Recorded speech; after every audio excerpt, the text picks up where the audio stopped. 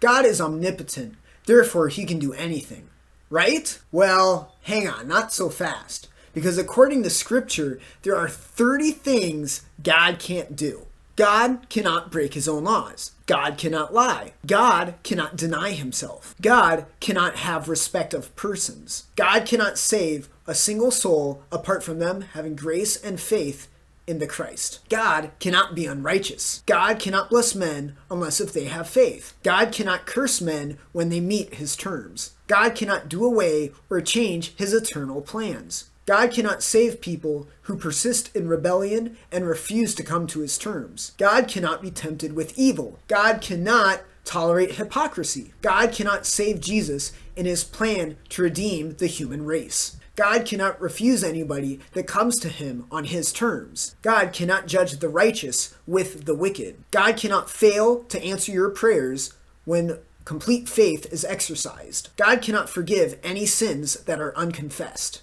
God cannot keep someone saved when they are living in sin. God cannot cancel the death penalty when men sin and deserve that penalty. Sorry, Calvinists, but God cannot do away with free moral agency and moral responsibility. God cannot make someone a slave so that they can never choose to go back into sin. God cannot guarantee that once you are saved, you will always be saved.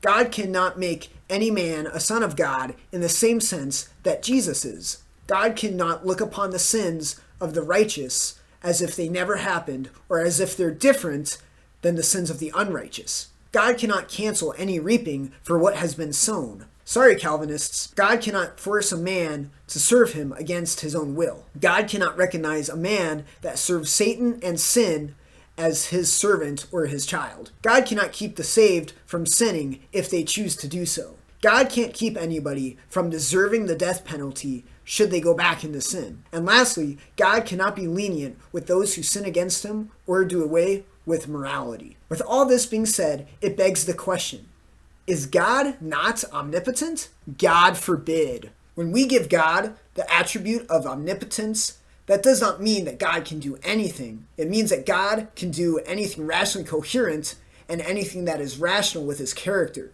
And lying is not part of God's character.